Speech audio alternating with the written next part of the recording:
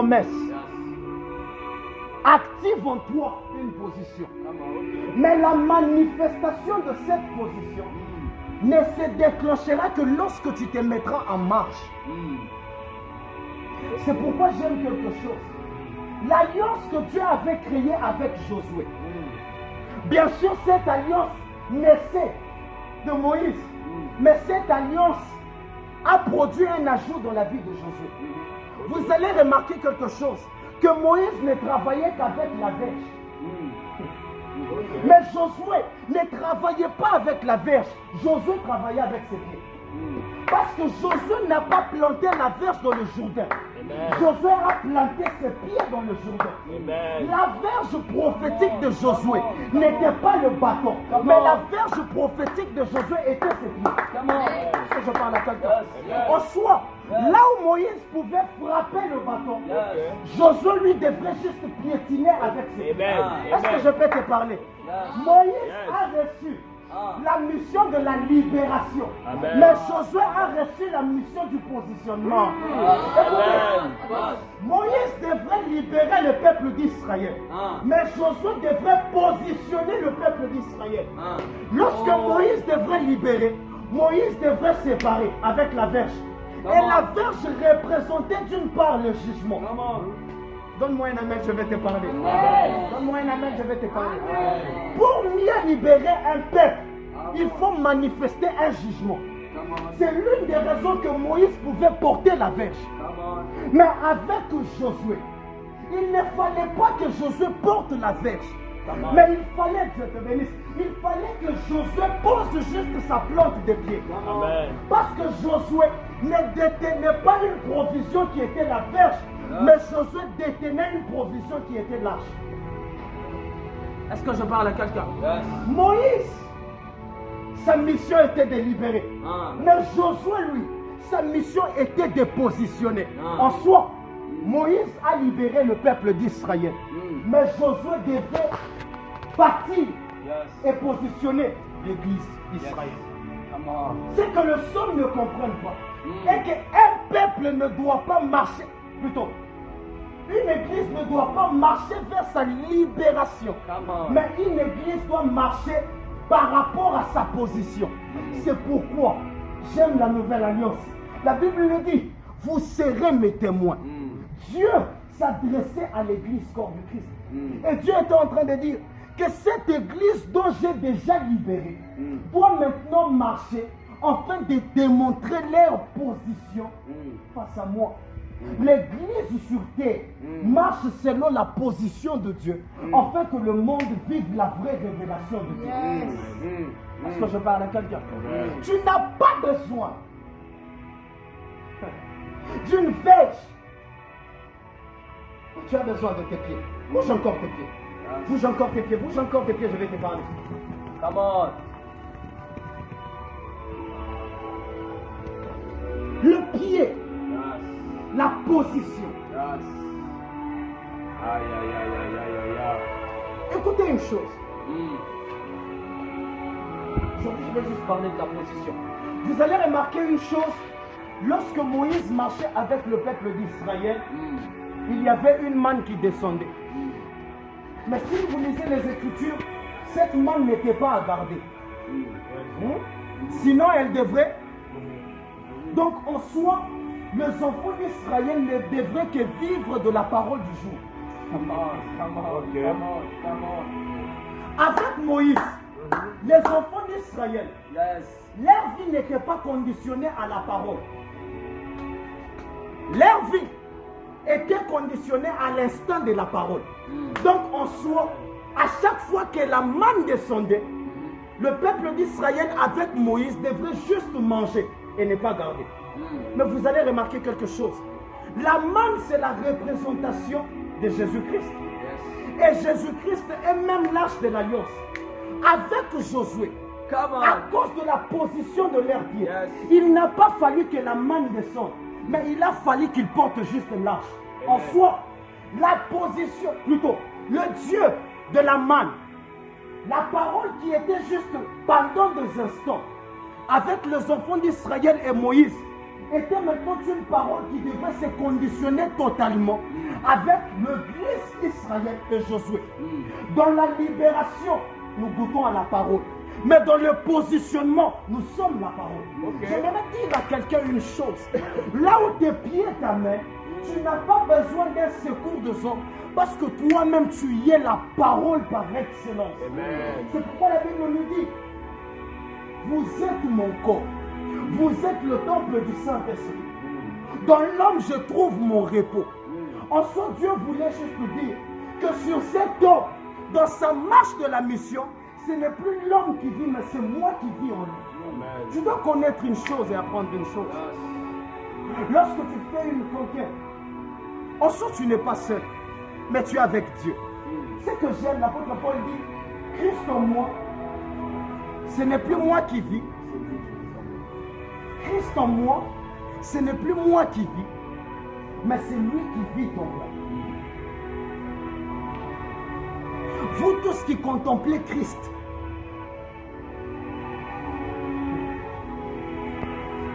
nous sommes en Christ. Est-ce que je peux ouvrir une parenthèse? Jésus est dans l'homme et l'homme est en Christ. Pourquoi la Bible ne dit pas Jésus en moi? Ce n'est plus moi qui vis, mais c'est lui qui vit en moi. Mais la Bible dit Christ en moi. Ce n'est plus moi qui vis, mais c'est lui qui vit en moi. Acclame, je vais te dire.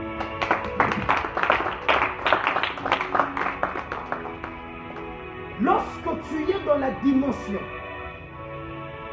de la libération, rends-toi compte qu'il y a un bâton de jugement derrière toi. Mais lorsque tu es dans la dimension où tu fais ta conquête, étant positionné, rends-toi compte que c'est l'âge qui marche avec toi. Et là, la parole de Dieu est constante.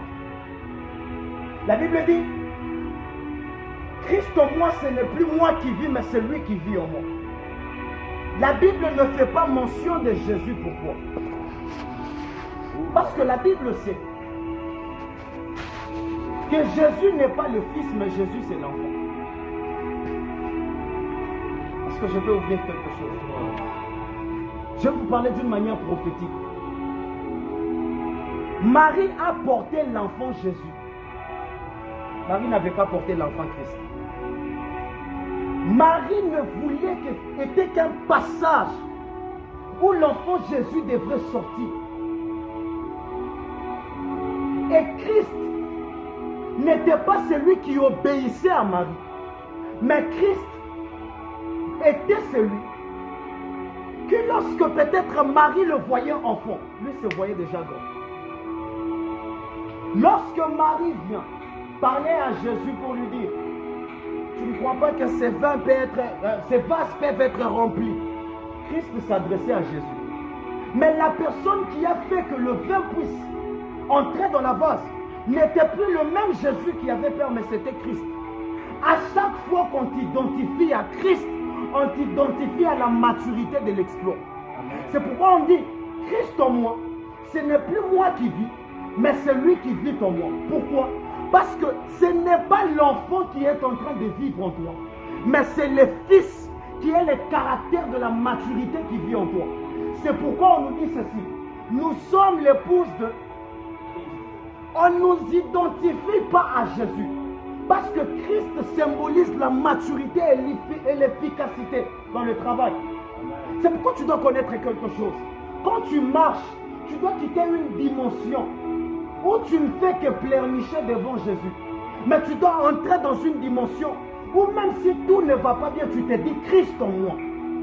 Parce que quand tu les confesses, en soi, ce qui te semblait difficile va se décompter. Pourquoi? Là, tu as même Christ à agir. Toute personne qui constate et qui proclame Christ, ce sont des gens qui amènent Christ à être en mouvement. Christ en moi, l'espérance de la gloire. La gloire n'est pas liée aux gens qui s'affectionnent en Jésus. La gloire est liée aux gens qui s'affectionnent en Christ. Parce que la gloire est l'image même de Christ. Parce que la personne qui a été même clouée à la croix n'était pas Jésus, mais c'était Christ. Je parle d'une manière prophétique. Lorsqu'on fait allusion à Jésus, on fait allusion à un enfant. Mais lorsqu'on fait allusion à Christ, on fait allusion à un fils. Or, la position que tu dois occuper, c'est une position qui n'est pas conditionnée par l'enfant, mais c'est une position qui est conditionnée par Christ. En soi, dans ta position, tu es en Christ. J'aimerais dire à quelqu'un quelque chose. À chaque fois que tu arrives devant un trouble et que tu gardes la valeur de ta foi, qu'est-ce qui se passe? Il y a des ouvertures qui se décantent. Pourquoi? En soi, ces ouvertures naissent de ta foi, parce que ta foi ne fait qu'activer la marche de Christ. Toute personne qui a la foi face à sa conquête, c'est toute personne qui amène Christ à être en mouvement. La foi n'amène pas Jésus en mouvement, mais la foi amène Christ en mouvement. Est-ce que je parle à quelqu'un? C'est pourquoi nous devons savoir quelque chose. Lorsqu'il s'agit de la position, il s'agit des hommes qui sont en Christ et des hommes dont Christ sont en eux. Vous devrez savoir quelque chose. Avec Christ, on ne se lamente pas.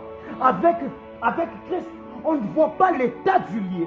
Mais avec Christ, on voit la provision qui identifie notre position. Donne-moi un amen, je vais te parler. Amen. Ta position face à des choses qui sont troublantes, laisse-moi te dire que c'est une position qui te maintient de l'autre côté des bords. Plusieurs peuvent chuter. Plusieurs peuvent abandonner. Mais qu'est-ce qui fait que toi, tu ne puisses pas abandonner? C'est ta position. Dites avec moi la position. Dites encore avec moi la position. Je vais finir par là. Vous devez savoir quelque chose. La position face à la conquête exclut même devant de toi les ennemis de ta destinée. Est-ce que je me fais comprendre? Il y a plusieurs personnes, lorsqu'ils se mettent d'avancer, ils se disent, Seigneur, comment on fera? Vous vous posez de fois de questions. Et de fois, ce genre de personnes ne savent pas comment avancer, ils se lassent fatiguement. Vous savez quel est le grand ennemi de la position? C'est le langage que tu y as contraire à ta position. Okay. Plusieurs personnes, lorsque Christ te dit va et que tu doutes, ça fait naître un langage qui va contrecarrer ta position. À chaque fois que tu vas entreprendre quelque chose et que tu vois cette chose ratée, la première des choses qui vient en toi, c'est un langage. Et je vais te dire, ce langage qui naît toujours contrairement à ta position est le plus grand ennemi de ta position. Et si tu es renouvelé par Christ, tu ne dois pas être un homme et une femme qui se posent de langage contrairement à ce qui est lié à sa promesse. Écoutez, un jour quelqu'un est venu me dire, toi tu serviras Dieu. J'étais encore païen, j'ai douté. Je me suis dit non. Jamais comme l'homme de Dieu a dit mon prophète. Je me disais non. Ça ce n'est pas mon message. En soi, pourquoi cet homme était en train de dire cela? Parce que cet homme avait gardé une position. Et cet homme avait vu de loin ma position en Christ. Et pourquoi aussi j'ai douté? C'était par rapport à une position que j'avais déjà. En soi, la position que tu y as fait toujours naître un langage. Soyons des hommes et des femmes que lorsque tout va mal, quelqu'un vient te dire, ici tu ne vas pas t'en sortir. À cause de ta position, tu te dis, je vais m'en sortir. Parce que dans la position, il y a l'ennemi du langage. Mais dans la faveur de Dieu, dans ta position, il y a aussi la grandeur de ton langage. En soi, lorsque tu es dans une position, ton langage doit être approprié à ta position. Ou lorsqu'on te dit prophète modeste, toi tu ne vas pas avancer. Tu secoues la tête, tu te dis, à cause de ma position, j'avancerai. Écoutez, les gens qui ont bouleversé ce monde sont des gens qui ont gardé la valeur de la position. Que les hommes parlent, que les hommes disent des choses. Mais la seule chose que moi je te dirais ce soir, garde ta position. Écoutez, et cela est de fois nécessaire face de fois aux prophéties que nous recevons. Vous savez pourquoi de fois plusieurs prophéties passent aussi outre? Parce que nous avons souvent toujours un mauvais langage par rapport à la prophétie. On te donne une prophétie, mais toi tu as déjà un langage de doute. Ce langage enlève ta position et la prophétie passe outre. La plupart des gens, c'est ça leur problème. Quel langage tu donnes à ta position? On vient te dire, homme de Dieu, l'Éternel est en train de me parler. Je suis en train de voir des combats. Là où tu es, tu te dis, ah, comme il a vu des combats, ce n'est pas bon. Homme de Dieu, Dieu est en train de me dire, fais attention parce qu'il y a une femme qui te fera tomber. Ah, t'as l'oreille. Homme de Dieu, tu dois faire ceci, tu dois faire cela, tu dois faire ceci, tu dois faire cela. Tellement que tu te sens dans la peau de l'homme de Dieu et que tu te dis que ce genre de prophéties ne peuvent pas venir, tu détruis ta position. Donne-moi un amen, je vais te parler. La plupart des hommes même, lorsqu'ils reçoivent quelque chose de Dieu, même si la chose est exacte, mais comme ça vient peut-être de celui-là, donc c'est faux. Écoutez, le plus grand ennemi de la position, c'est le langage. Et je vais aujourd'hui parler peut-être aux prophètes, aux gens qui aspirent à la dimension prophétique. À chaque fois qu'on vous prophétise plutôt, et que vous examinez la prophétie, et que vous en êtes sûr que c'est vrai, à chaque fois que vous doutez de cette prophétie, vous perdez vos positions selon la fréquence prophétique. Et beaucoup de gens ignorent ça. Même pour toucher la promesse, on te dit, en 2020, dans l'année telle, tu dois recevoir telle chose.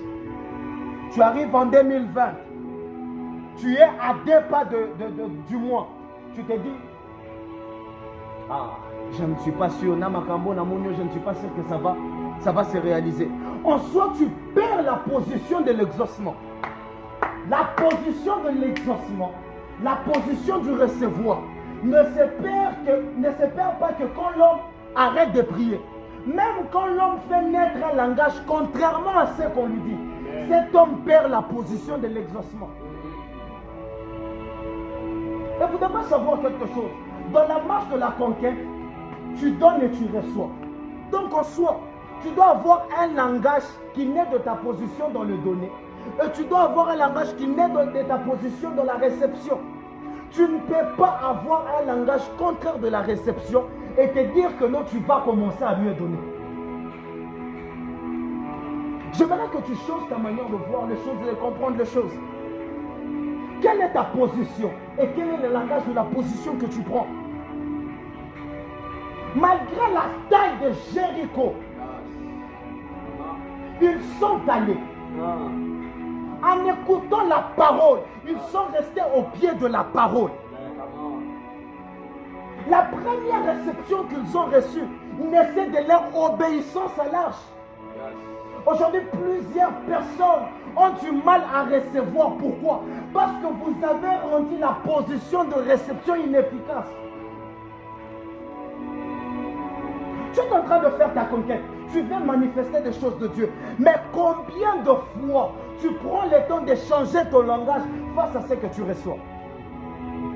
Dieu te dit, aujourd'hui tu dois travailler comme ça. Aujourd'hui tu dois partir visiter telle personne. Tu dois aider cette personne. Mais tu les mets en doute. Mais tu es pressé de manifester. Écoutez, l'homme ne donne que ce qu'il a. On ne donne que lorsqu'on a déjà réceptionné. Tu ne peux jamais donner tant que tu es vide. On ne donne que lorsqu'on est plein. Mais pour être plein, nous devons modifier le langage de la position qui te fait réceptionner. Est-ce que je parle à quelqu'un? Ils étaient obéissants à l'arche. Tout ce que Dieu leur disait, ils le faisaient pourquoi? Parce qu'ils gardaient la position de réception. Or, ce qui active la révélation dans la vie d'un homme face à sa conquête, ce n'est pas la position de la donation. Parce que l'homme ne donne que ce qu'il a reçu qui était révélé. Or, pour recevoir des choses qui te sont révélées, tu dois garder ta position de réception. Car la position de réception fait que le ciel s'ouvre et que tu réceptionnes les choses du ciel. Mais la position de la donation fait que des choses que tu as déjà reçues soient données ailleurs. Donc, il est impossible, l'homme de Dieu, de manifester déjà sans d'abord garder et réceptionner. Quand tu prophétises, cette prophétie vient d'où? Nous devons être à l'écoute de Dieu. Nous devons comprendre qu'est-ce que Dieu veut et nous devons garder la position. Soyons comme c'est David qui, malgré la taille de Goliath, il n'a pris que 2 pieds. Mais après avoir lancé le pied, il a été positionné dans la vie. Soyons comme de Josué qui, malgré la taille de Jéricho, nous savons que Jéricho va tomber parce que notre position spirituelle est plus grande que Jéricho. Soyons comme des hommes où lorsque nous voyons l'efficacité dans la terre de la promesse, nous nous disons que notre position peut crier en notre faveur. Amen. Combien de fois tu as baissé la garde? Combien de fois tu as lâché? Combien de fois dans la terre de ta conquête, tu as même oublié de principe? Combien de fois où lorsque Dieu s'est révélé à toi, tu as laissé ce Dieu-là derrière toi et tu t'es focalisé sur la manifestation? Je vais vous donner un secret que j'ai. Avant de manifester, j'aime bien réceptionner. Écoutez, un homme qui réceptionne, c'est un homme qui produit. Tu ne peux pas produire sans réceptionner. Mais il y a un combat de foi, de la réception. Lorsque cet homme-là se contente aux choses qu'il est en train de donner. Combien de fois tu t'es cru au-delà? Combien de fois tu t'es dit que ça me suffit? J'aime l'habitude de dire quelque chose. Même ma dimension que j'ai ne me suffit pas moi-même. Un homme qui est comme ça, c'est un homme qui déclenche la dimension de la position. Frères et sœurs, Dieu ne t'a pas encore tout donné. L'une des raisons qui fera que Dieu te donne, c'est quand tu garderas la position de réceptionner les choses. Donne-moi un amen, je vais te parler. Nous parlons de la position face à la conquête. Combien de fois tu as gardé la première position? Tu es pressé de manifester. Combien de fois tu as gardé la première position? Un moment prophétisé. Et prophète à la soit prophétisé dans ma camouflée pour qu'il s'amarate. À lui, quand il me prophétise, un jour j'ai fini par cette histoire. Un jour j'ai parlé avec une fille dont j'étais le nom. Il était en train de préparer un truc. Je ne vais pas dire parce que apparemment la plupart des serviteurs connaissent cette histoire. Il préparait quelque chose. Et lorsque cette fille est venue vers moi, je lui ai dit, tu vois cette chose que tu prépares va rater. La fille m'a regardé et m'a dit, non, ça ne va pas rater parce que le grand prophète, on y déjà me prophétisé sur ça. Je lui ai dit, les grands prophètes ont prophétisé. Mais moi, le plus minuscule, je t'ai dit, ça va rater. Et au fil du temps, cette chose est passée. Et la fille a raté. Elle est venue me voir. Elle s'est excusée. Elle était en train de demander pardon. Je lui ai dit non. Ce n'est pas de ta faute. C'est parce que tu as vu la personne au lieu de voir la position que la personne occupe. En soi, vous savez pourquoi.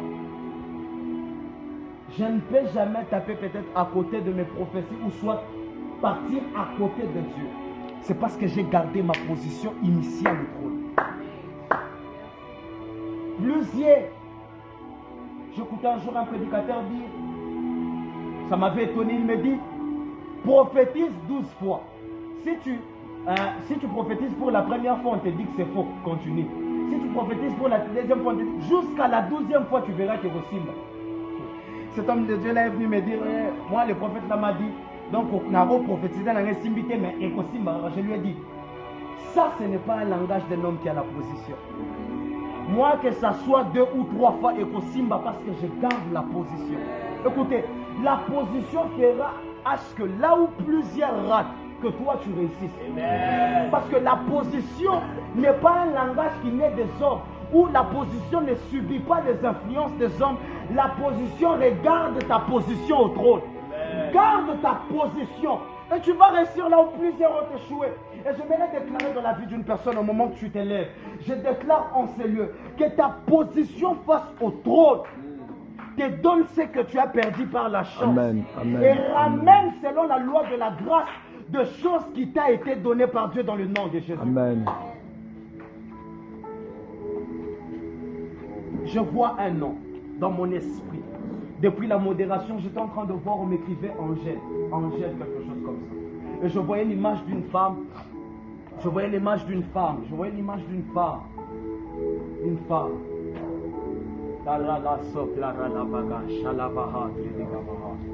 Je voyais l'image d'une femme. Je crois que cette prophétie va se compléter. Écoutez la première requête, tu vas prier. Tu vas dire à Dieu, Seigneur, j'ai besoin de ta provision. Élève ta voix, commence à prier. Ne reste pas assis, prie debout. La provision ce soir. Dieu envoie la provision. Je prie.